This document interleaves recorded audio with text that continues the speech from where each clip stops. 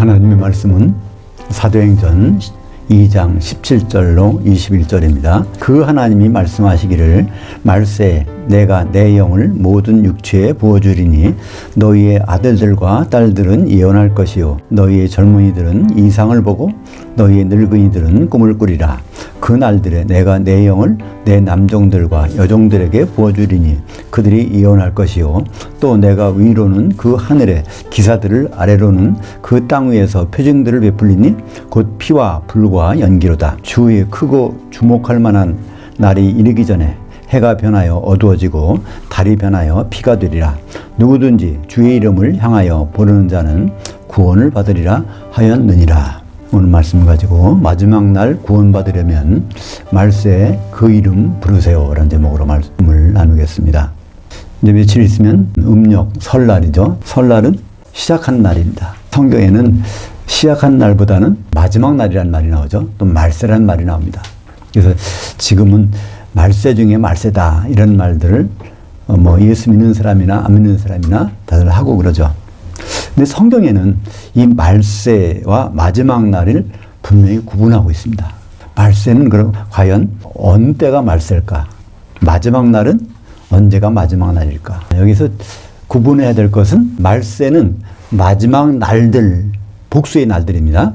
그걸 줄여서 말세라고 하고요. 마지막 날 하는 건 단수입니다. 예수님이 재림하셔서 심판하시는 날이죠. 요한복음 6장 40절에 보면 어떤 날이 마지막 날인가를 설명해 주고 있죠. 내 아버지의 뜻은 그 아들을 알아보고 그를 향하여 믿는 자마다 영생을 얻는 이것이니 마지막 날에 내가 그를 부활시키리라. 예수님이 재림하셔서 심판하는 날, 그날이 성경에서는 마지막 날이라고 말씀하고 있는 것이죠. 마지막 날은 다른 데서는 주의 날, 심판의 날 이렇게 설명하고 있습니다. 한 가지 공통적인 것은 마지막 날은 항상 단수로 쓰여 있다는 거예요. 한편 말세란 말은 사도행전에 처음 나옵니다.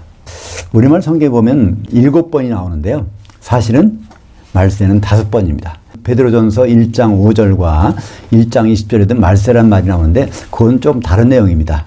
그래서 5번이 나오는데 그것은 베드로가 오순절날 성령을 받고서 요엘서를 인용해서 말할 때 처음으로 말세라는 말을 사용하고 있죠.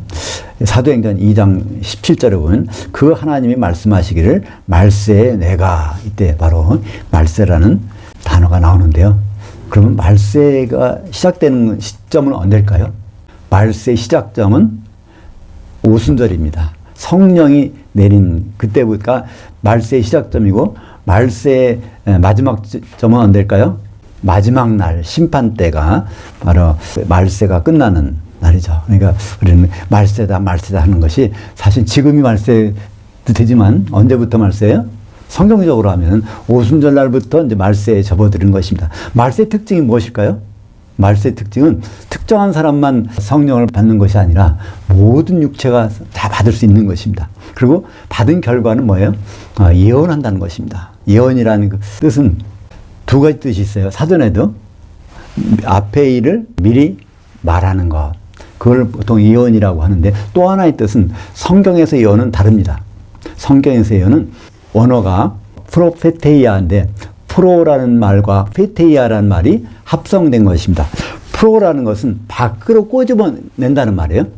페테이아라는 말은요, 빛을 쏘여서, 그러니까 가장 비근한 예로 그런 게 있죠. 우리 가슴에 엑스레이 촬영할 때 우리는 가슴 속에 폐가 어떻게 생긴지 모르지만 그것을 X선이라는 빛을 쏘여가지고 드러내면 여기 어디가 어떻게 되는가 알 수 있는 것처럼 하나님의 속마음을 하나님밖에 모르는데 그것을 드러내서 밝히 보여주는 것이 바로 예언이라는 단어의 뜻입니다.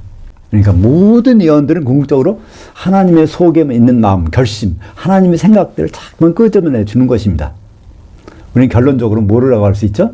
하나님 아버지께서는 예수 그리스도와 교회를 혼시키는 그런 것을 끄집어서 내기 위해서 계속 예언을 하게 하신다는 것을 알 수 있죠. 이제 오순절이라는 말이 나왔는데요.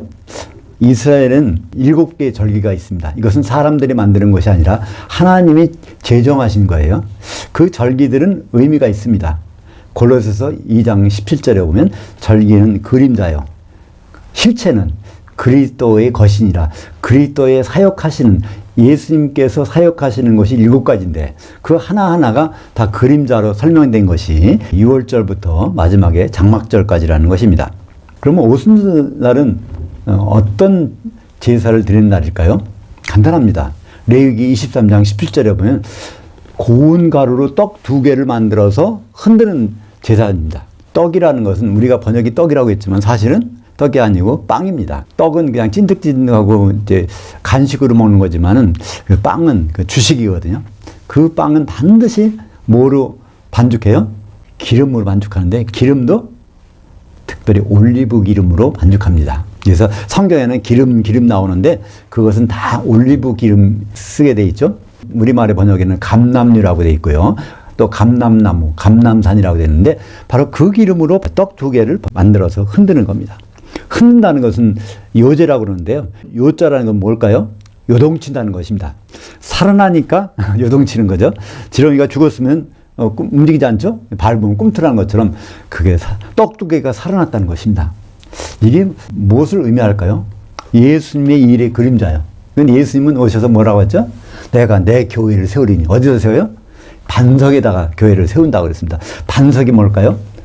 베드로는 반석 조각이니까 12사도가 완전히 하나 된 데다가 거기다가 교회를 세우시겠다고 하셨습니다. 마침 오순절날 어떤 일이 벌어졌습니까? 기름은 기름인데 하늘에서 내려온 기름인데 그걸 뭐라고 그러죠? 성령이 기름이 내려서 12사도가 한 덩어리에 떡이 되고 그날 저녁에 사도들이 말씀을 받은 3,000명의 성도들이 또 한 덩이에 떡이 되어갖고 교회가 탄생한 날, 교회가 시작된 날, 바로 교회가 시작된 날부터 말세가 시작되고 주님이 오실 때까지 이어지는 것입니다. 그렇다면 주님이 무엇 때문에 오시는지도 우리는 쉽게 이해할 수 있죠? 교회가 시작돼서 완성되면은 오시니까. 주님은 신랑을 오시는데 그럼 누구하고 결혼해요?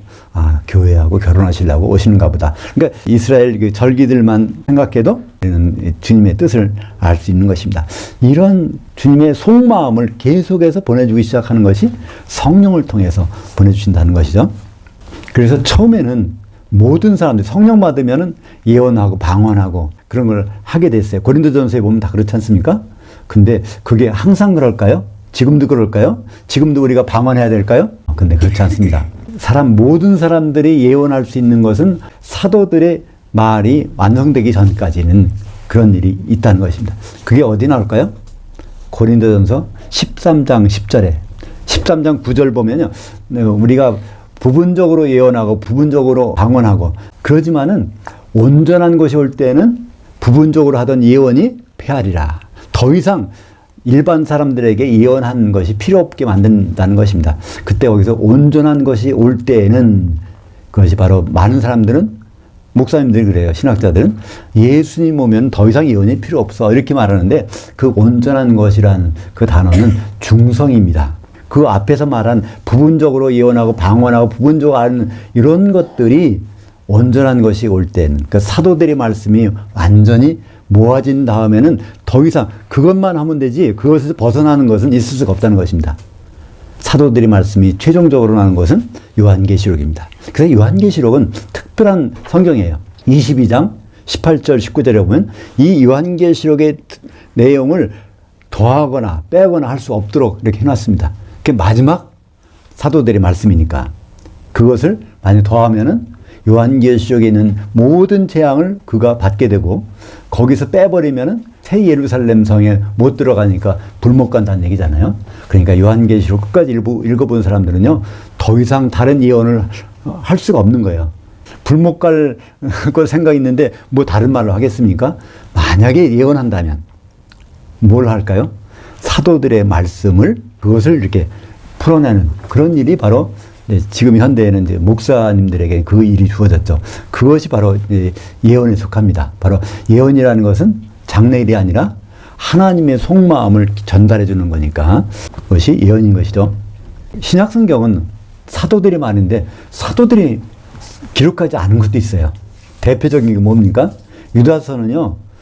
이제 유다는 예수님의 막내 동생인데 그 막내 동생이 기록한 거예요. 근데 왜 이게 사도가 그렇게 한 신약 성경이 들어가 있을까요? 유다서는 핵심이 유다서 1장 17절입니다. 너희는 사도들이 미리 한 말들을 반드시 기억해야 된다. 유다서의 핵심은 그거예요. 유다서가 존재하는 이유는요, 거기 여러 가지가 있지만 존재하는 이유는 사도들이 말한 것을 반드시 기억하고 있어야 된다는 거예요. 근데 우리 기억력은 얼마 갑니까? 얼마 못 가잖아요.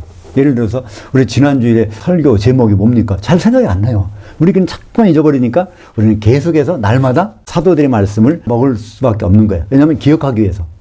그것이 바로 유다서 1장 17절에 바로 사도들이 말한 것들을, 그것도 그냥 말씀이 아니라 레마로 말한 것을, 성령으로 말한 것을, 그거를 반드시 기억해야 된다고 말씀하고 있습니다. 그러니까 성도들의 본분은 그거예요.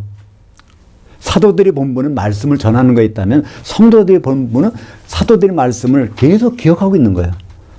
근데 우리는 그 부분을 기억하지 못하기 때문에 그냥 사도가 하는 일을 나도 하려고 그러고 그거 애쓰는 사람들이 있습니다. 성도들의 본분은 사도들이 한 말들을 끝까지 기억하고 있는, 그것이 성도들이 할 일인 것이죠. 그 예언이라는 것은 하나님의 비밀한 속마음을 자꾸 드러내준다고 하는 것인데, 하나님의 그 진짜 속마음이 무엇일까요? 바로 그리스도와 교회의 혼인입니다. 하나님이 자기의 의지를 강력하게 표현한 첫 번째 문장이 어디 있다고 그랬죠? 창세기 2장 24절. 그러니까 바브란 접속사에다가 완료형을 써가지고 이것만은 무슨 일이 있더라도 하고야 말겠다는 그 표현을 창세기 2장 24절에 이러므로 남자가 부모를 떠나 그 아내와 합해서 한 몸을 이루도록 하는 것은 반드시 내가 이루겠다. 그런 문장이 거기 나온 거예요. 그러니까 그 의지가 바로 하나님의 속에 들어있는 그 속마음이 아니겠습니까? 그걸 하나하나 실타래 풀어내듯이 막 풀어내는 것이 예언이고요. 그 예언은 반드시 사도들의 말씀으로 풀어내고, 그 마지막이 요한계시록입니다. 그래서 요한계시록 19장 6절에 할렐루야 전능하신 이가 통치하셨도다. 그 통치의 결과물을 보니까 드디어 어린 양이 혼인이 이뤘고 그의 아내가 준비되었으니까 그리스도와 교회가 혼인하는 것이 드디어 이루어졌다는 것을 선언하고 있지 않습니까? 사도들의 말씀의 결론이 바로 그거라는 것을 알 수 있죠. 말세는 이 큰 비밀이 이제 실현되기 위해서 준비되는 기간입니다. 말세 시작이 언제부터라고요?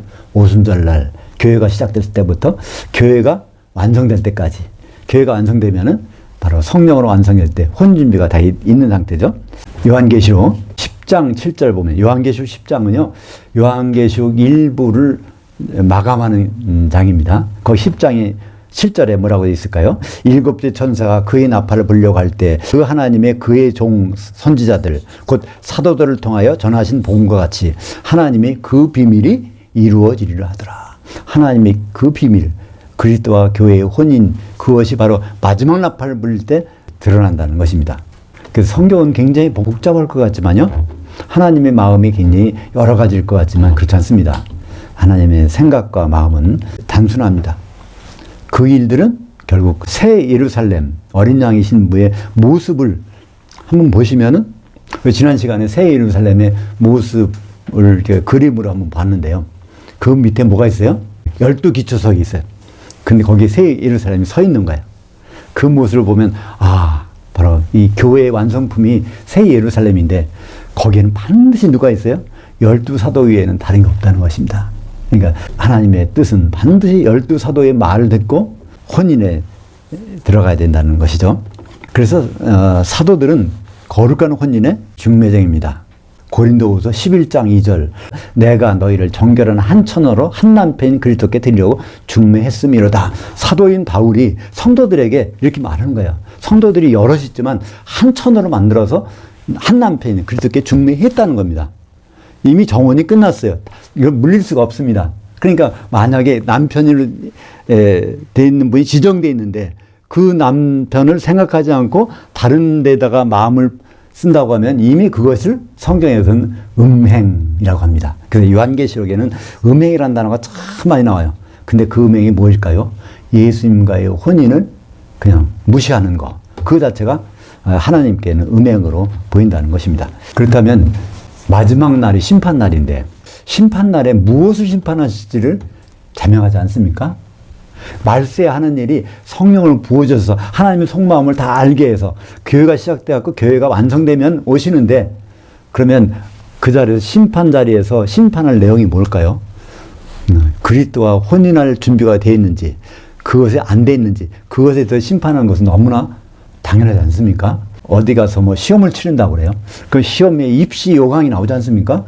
그거에 대해서 준비해갖고 가서 시험을 치러야 되는데 다른 걸 준비하면 아무 소용이 없겠죠? 그 마찬가지로 마지막 날에 심판이 있는데 그 심판에서 보시는 것은 혼인할 준비가 되어 있는지 안 되어 있는지 그것을 보시는 것입니다. 성경에 보면 그것을 선악간의 심판이라고 말씀하고 있죠.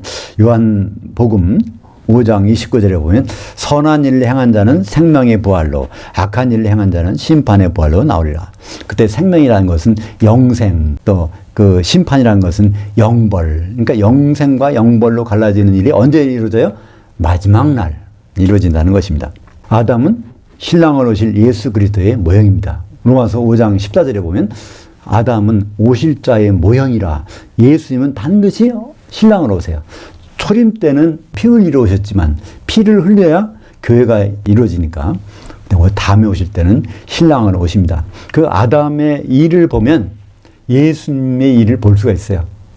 창세기 2장에 나오는 아담과 하와의 사건을 통해서 우리 그리스도와 교회가 어떤 모습으로 혼인할지를 우리는 볼 수가 있는 것입니다.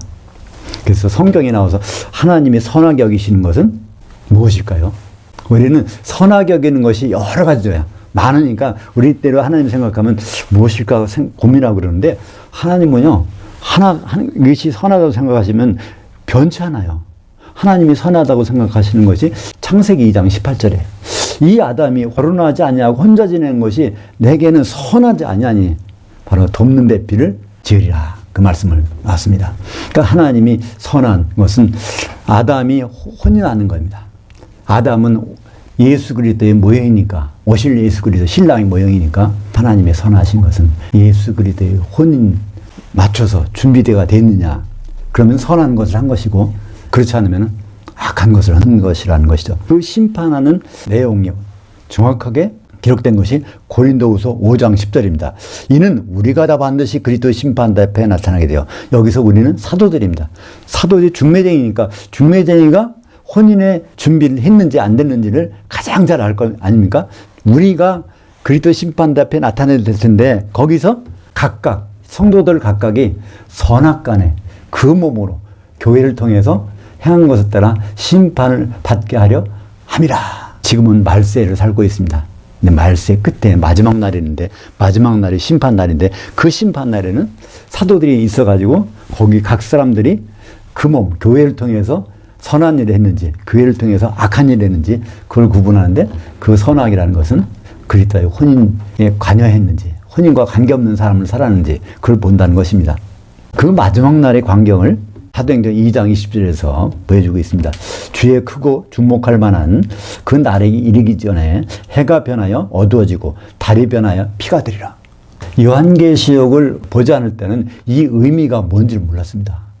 근데 요한계시록을 보면 그것이 이해가 됩니다. 요한계시록 6장 12절부터 17절인데 중간에 좀 생략하고 핵심적인 내용만 읽어보겠습니다.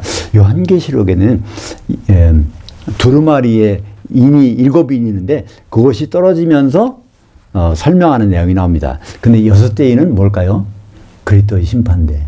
첫째 인 떨어질 때는 흰말 탄 자, 두 번째는 붉은 말 탄 자, 세 번째는 검은 말 탄 자. 이것들은 바로 초대교회부터 이루어지는 그런 내용이고요. 네 번째 인을 떨어질 때는 초록색 말 탄 자. 그건 거짓 평화를 나타내는 거죠. 그러니까 적그리스도가 등장하고 전 3년 반, 후 3년 반에는 42달 동안에 핍박이 일어나고 죽이는 일이, 순교가 일어나는 일인데, 여섯 번째는 공중에 올라가서 그리스도의 심판대, 마지막 날 심판받는 장면이 여섯째 인입니다. 요한계시록 6장 12절.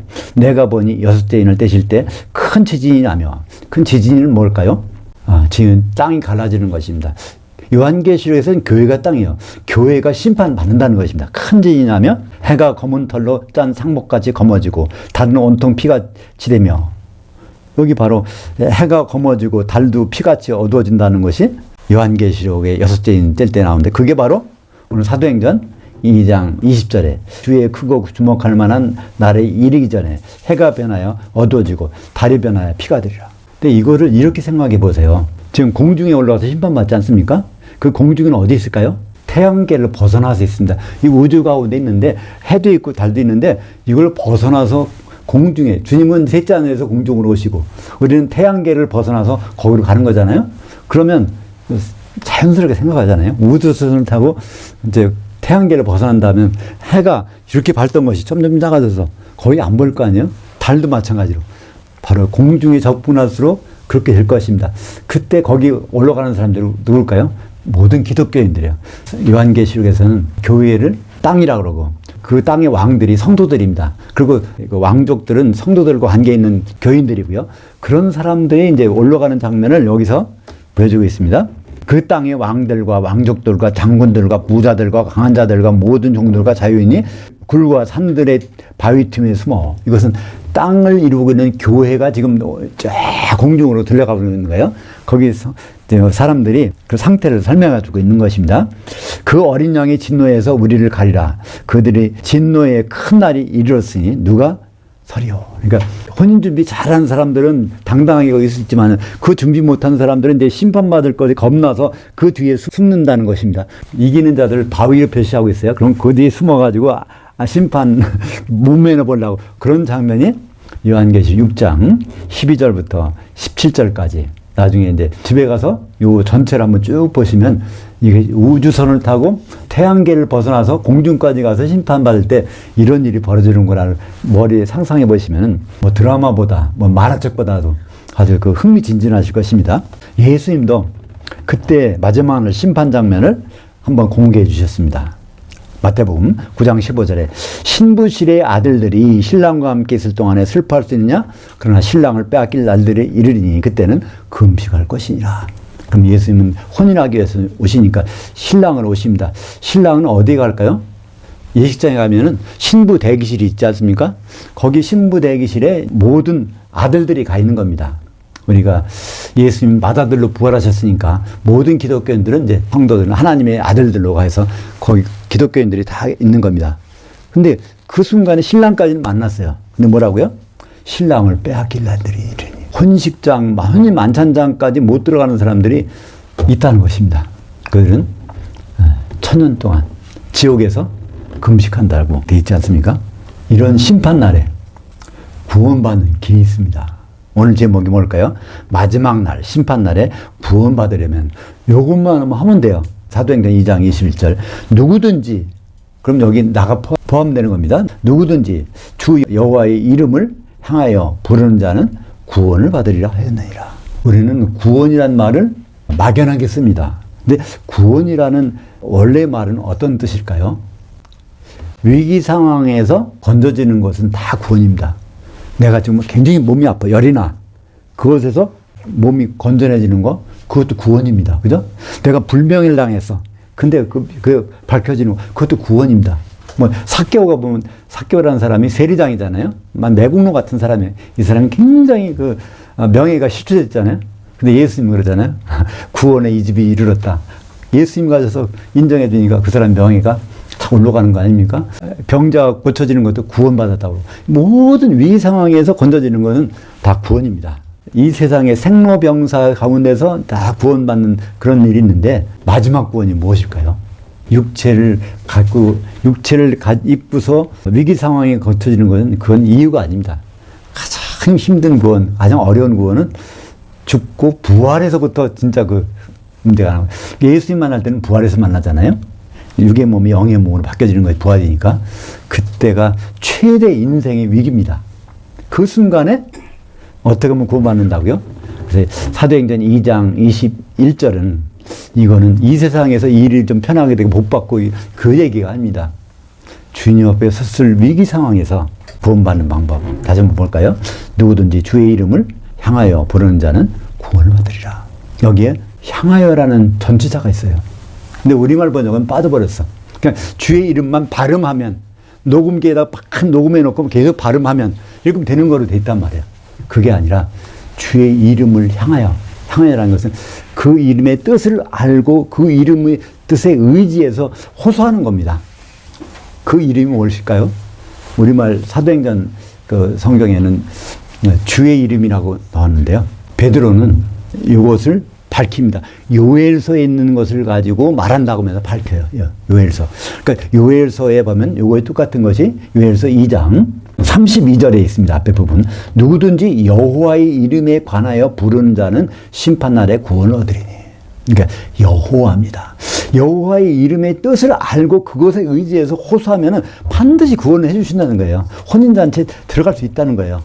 그걸 언제 불러요? 그때 가서 부르는 게 아니라 말세에 부르고 있으라는 겁니다. 말세. 그 날들에, 복수의 날들. 마지막 날에 되기 전에 말세 기간 동안에 주의 이름을, 여호와의 뜻을 알고 그것을 부르고 있다면 반드시 구원을 받게 해준다는 것입니다. 그냥 발음만 하는 사람들이 있어요. 그런 사람들은 어떻게 될까요? 예수님이 그것까지도 미리 말씀해 주셨어요. 그냥 예수 이름으로 병 고치고 예수 이름으로 능력 행하고 그렇게 하는 사람들을 예수님이 어떻게 하시겠다고요? 마태복음 7장 22절과 23절 보겠습니다. 이게 심판 자리에서 이런 일이 벌어진다는 것을 예수님이 직접 말씀해 주셨어요. 그날에 무슨 날일까요? 마지막 날에, 심판 날에 많은 사람이 나더러 이르되 주여 주여 우리가 주의 이름으로 선지자 노릇하며 주의 이름, 이게 다 주의 이름은 여호와란 이름으로 이렇게 했다는 거예요. 그래서 귀신 쫓아내며 주의 이름으로 많은 권능들을 행하지 아니하였나이까 하리니 그때 내가 그들에게 밝히 말하되 내가 너희를 도무지 알지 못하니 불법을 행하는 자들아 내게서 떠나가라. 여호와의 이름의 의미를 모르고 한 모든 것은 불법이라는 겁니다. 근데 여호와의 이름의 뜻이 무엇일까요?